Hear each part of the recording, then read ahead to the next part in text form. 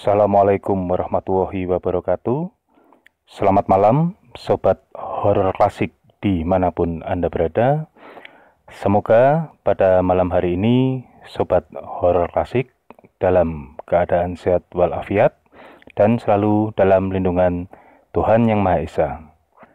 Pada malam hari ini, saya akan menceritakan sebuah kisah yang bisa dikatakan horor namun sedikit lucu. Namun satu hal yang menurut saya sangat penting, bahwa pada cerita yang akan saya sampaikan pada malam hari ini terdapat sebuah pelajaran yang sangat berarti. Mungkin kita sudah sering mendengar kata-kata yang bisa dikatakan cukup klise ya, yaitu ketika kita bertemu dengan entah apa itu namanya setan, hantu, jin, dedemit, dan sejenisnya, hendaknya kita tidak takut, karena sebetulnya bangsa mereka itu lebih takut kepada kita. Mungkin sudah sering sekali kita mendengar kata-kata semacam itu, namun seringkali juga kita ketika betul-betul berhadapan dengan kaum mereka, justru kita yang lari terbirit-birit. Nah, kisah yang akan saya sampaikan pada malam hari ini sedikit banyak bisa membuktikan kata-kata yang selama ini dianggap klise tersebut. Namun sebelumnya, seperti biasa, sebelum saya memulai cerita pada malam hari ini, izinkan pertama-tama saya mengucapkan terima kasih sebanyak-banyaknya kepada Sobat Horor Klasik yang sudah bersedia untuk berkunjung ke channel ini dan mendengarkan cerita-cerita horor dari masa lampau. Dan tidak lupa saya ucapkan terima kasih dan apresiasi setinggi-tingginya kepada subscriber yang telah bersedia untuk mengikuti dan mendapatkan cerita-cerita terbaru dari channel Horor Klasik. Cerita pada malam hari ini merupakan kisah horor yang dialami oleh Pak Yono. Ya, jadi kebetulan beberapa waktu lalu saya memiliki sebuah keperluan di salah satu rumah sakit, dan karena saya harus cukup lama berada di sana, saya bertemu dengan seseorang yang bernama Pak Yono ini. Dan kebetulan beliau ini merupakan salah satu pensiunan dari salah satu bagian yang ada di rumah sakit tersebut. Nah, karena rumah sakit ini merupakan rumah sakit yang dijadikan salah satu rumah sakit jejaring pendidikan oleh sebuah fakultas kedokteran, di sini Pak Yono ini merupakan seorang petugas di bagian anatomi. Ya, jadi tugas beliau ini adalah mengurusi kadaver-kadaver. Mungkin kalau untuk Sobat Horor Klasik yang tidak tahu ya, kadaver itu merupakan jenazah yang dipergunakan untuk praktek oleh mahasiswa-mahasiswa kedokteran, seperti itu. Jadi menurut beliau, di ruangan kerja beliau ini terdapat beberapa tubuh yang sudah digunakan untuk praktikum, dan ada beberapa potongan-potongan dari bagian tubuh manusia, dan itu semuanya merupakan berasal dari tubuh manusia asli, seperti itu. Nah, kisah ini terjadi di tahun 96 atau 97. Pak Yono juga sudah agak lupa ya. Jadi ceritanya waktu itu beliau itu baru saja membeli sebuah kapling tanah yang ada di dalam sebuah perumahan. Jadi ada sebuah developer perumahan yang pada saat itu menawarkan perumahan, namun dapat membeli berupa kafling tanah atau berbentuk rumah. Nah, kebetulan pada saat itu Pak Yono membeli sebidang kafling tanah dan kemudian membangun sendiri rumah yang akan beliau tinggali itu. Nah, kebetulan entah bagaimana ceritanya, perumahan yang sedang dibangun itu pembangunannya itu berjalan cukup lambat. Malah rumah Pak Yono yang dibangun oleh Pak Yono sendiri pada saat itu sudah jadi duluan. Nah, otomatis pada saat itu Pak Yono pada saat menempati rumah baru tersebut, hanya beliau satu-satunya orang yang sudah menempati rumah di perumahan baru tersebut. Sementara untuk rumah-rumah lain pada saat itu sedang proses pembangunan. Nah, kurang lebih 1 atau 2 bulan ya Pak Yono dan keluarga tinggal di sana, tidak ada masalah apa-apa. Namun pada suatu malam ada sebuah kejadian mengerikan yang dialami oleh istri Pak Yono, di mana ketika istri Pak Yono di suatu malam, beliau ini terbangun dan ingin ke belakang. Nah, pada saat istri Pak Yono ini keluar dari kamar, beliau dikejutkan oleh sosok kuntilanak yang berdiri di ruang tengah rumah tersebut. Nah, besoknya istri Pak Yono ini menceritakan peristiwa yang dialami semalam kepada Pak Yono. Namun pada saat itu Pak Yono memang belum terlalu menggubris karena dipikir mungkin istrinya berhalusinasi atau terlalu capek atau bagaimana. Nah, seminggu kemudian kejadian yang lebih menyeramkan kembali terjadi. Bahkan pada saat itu Pak Yono, istrinya, dan bahkan anak Pak Yono, yang pada saat itu Pak Yono di tahun itu sudah memiliki 2 anak. Yang paling besar itu kalau tidak salah masih berusia sekitar 6 atau 7 tahun, sementara anak yang kedua ini masih bayi pada saat itu. Nah, seluruh keluarga Pak Yono pada malam hari itu terganggu semua. Jadi baik Pak Yono, istri Pak Yono maupun anak Pak Yono yang sulung itu sama-sama melihat banyak sekali penampakan-penampakan hantu di dalam rumahnya. Sementara anak Pak Yono yang bungsu, yang masih bayi ini, di malam itu menangis tidak berhenti-berhenti. Nah, baru pada malam hari itu Pak Yono percaya akan cerita istrinya di tempo hari lalu, bahwa memang di rumahnya ini ada penampakan-penampakan. Dan sebetulnya Pak Yono ini bukan sosok yang penakut ya. Ya, beliau ini memang orangnya cukup pemberani kalau saya bilang. Ya, sehari-hari pun juga beliau berurusan dengan kadaver juga sudah biasa. Melihat hal-hal ganjil semacam itu pun beliau juga biasa saja. Nah, kemudian malam itu juga beliau ini melakukan semacam doa lah atau apa gitu di ruang tengah, sementara istri dan anaknya itu di dalam kamar, disuruh Pak Yono untuk tidak keluar-keluar. Nah, tapi yang tidak disangka oleh Pak Yono, ketika Pak Yono selesai melakukan sholat dan kemudian melakukan wirid dan semacamnya untuk mengusir gangguan-gangguan jin tersebut, para jin-jin itu justru malah semakin mendekat kepada Pak Yono, dan Pak Yono melihat dengan mata kepala sendiri banyak sekali bentuk-bentuk seperti kuntilanak, pocong, genderuwo, tuyul, dan semacamnya itu mengelilingi beliau yang duduk bersila di ruang tengah. Nah, ketika itu Pak Yono karena beliau merasa kepalang tanggung ya, beliau ini berkomunikasi dengan mereka dengan mengatakan yang pada intinya tolong jangan mengganggu keluarga saya.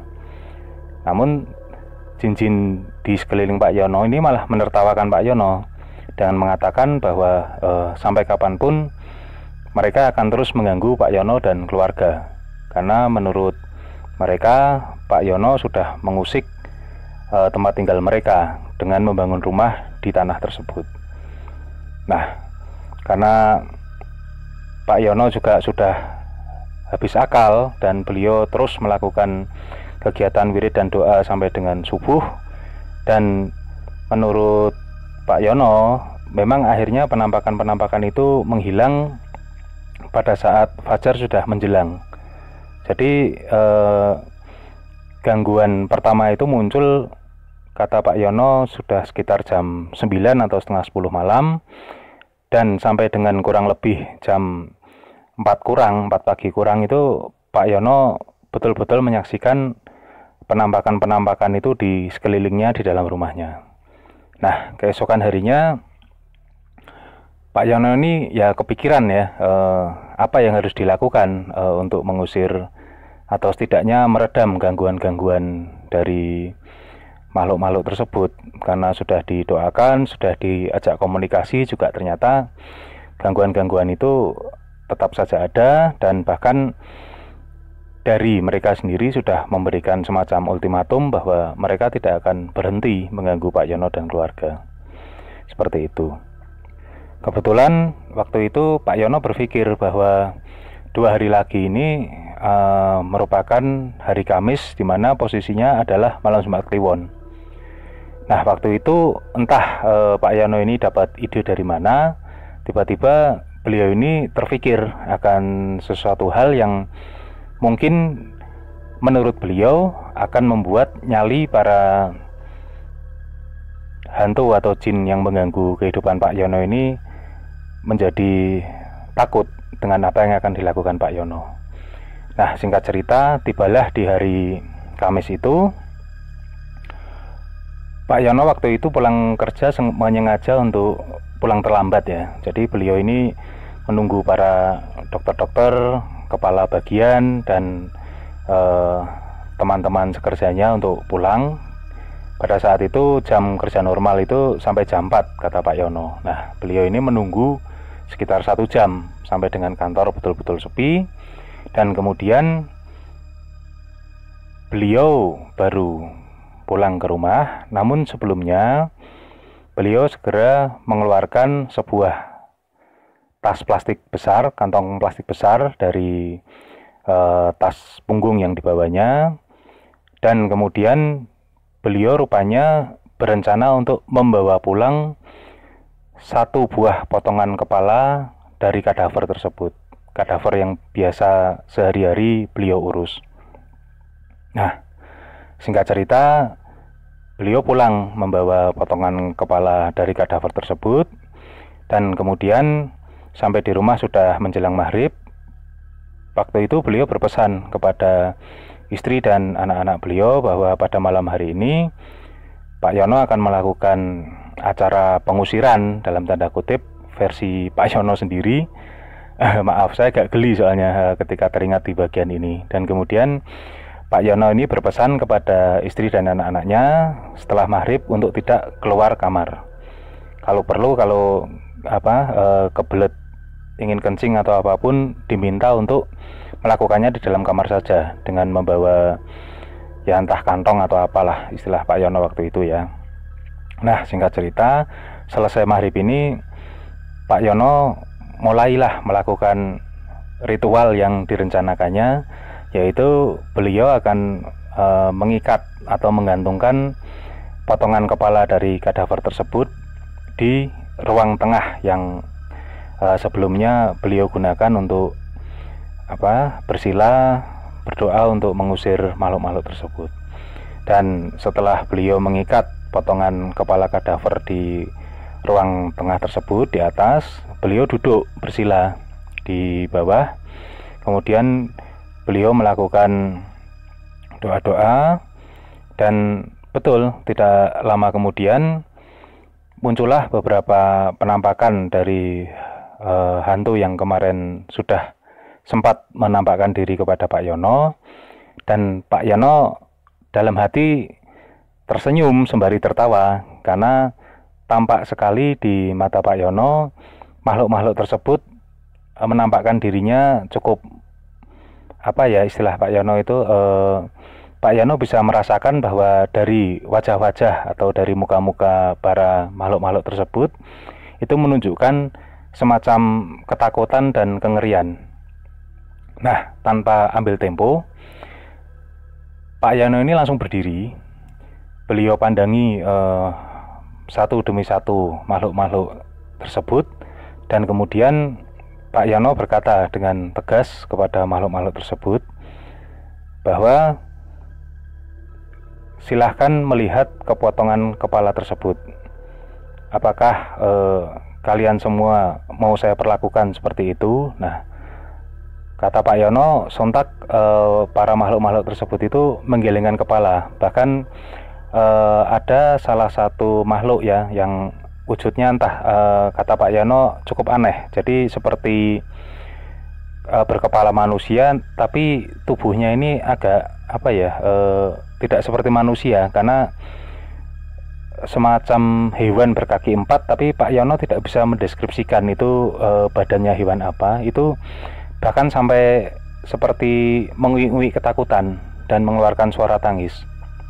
Nah, Pak Yono ini karena mendapat apa ya, merasa di atas angin ya, beliau ini terus saja mengultimatum makhluk-makhluk tersebut bahwa kalau mereka tidak berhenti mengganggu kehidupan keluarga Pak Yono, kurang lebih mereka akan diperlakukan seperti potongan kepala kadaver tersebut.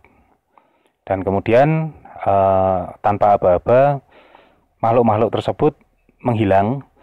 Dan memang alhamdulillah menurut Pak Yono, sejak malam hari itu sampai dengan saat Pak Yono bertemu dengan saya, itu tidak pernah ada lagi gangguan-gangguan semacam itu di rumahnya. Bahkan sekarang di rumah tersebut juga sudah ada 2 cucu dari Pak Yono, dari anak pertamanya. Itu juga kehidupannya tentram saja, tidak ada gangguan yang aneh-aneh dari makhluk-makhluk tidak kasat mata. Nah, itu mungkin sedikit cerita dari Pak Yono, salah satu orang yang saya kenal ketika saya sedang ada keperluan di sebuah rumah sakit. Dan dari cerita tersebut memang saya sepaham dengan apa yang dikatakan oleh Pak Yono, bahwa sebetulnya gangguan dari makhluk-makhluk astral atau jin-jin semacam itu merupakan sebuah gangguan kecil yang bila mana memang kita sebagai manusia percaya bahwa Tuhan Yang Maha Esa memiliki kuasa di atas segalanya, maka sebetulnya makhluk-makhluk tersebut atau gangguan dari makhluk-makhluk tersebut itu sangat kecil sekali. Bahkan kita pun sebagai manusia, bila kita yakin bahwa Tuhan Yang Maha Esa ada di belakang kita, bahwa Dia akan selalu membantu kita sebagai manusia selama kita memiliki niat baik dan lurus, ya kita bisa-bisa saja sebetulnya menjadi sosok yang ditakuti oleh bangsa-bangsa jin. Dan Pak Yono memang sudah membuktikan sendiri pada malam hari itu. Nah, semoga dengan apa yang saya ceritakan pada malam hari ini dari kisah Pak Yono ini, kita bisa mengambil pelajarannya, dan mudah-mudahan cerita ini bisa membuat kita lebih berani dan lebih yakin bahwa kuasa Tuhan Yang Maha Esa di atas segala-galanya. Demikian cerita pada malam hari ini. Sekali lagi terima kasih kepada Sobat Horor Klasik yang sudah bersedia mendengarkan cerita ini. Semoga kita semua selalu dalam lindungan Tuhan Yang Maha Esa. Wassalamualaikum warahmatullahi wabarakatuh.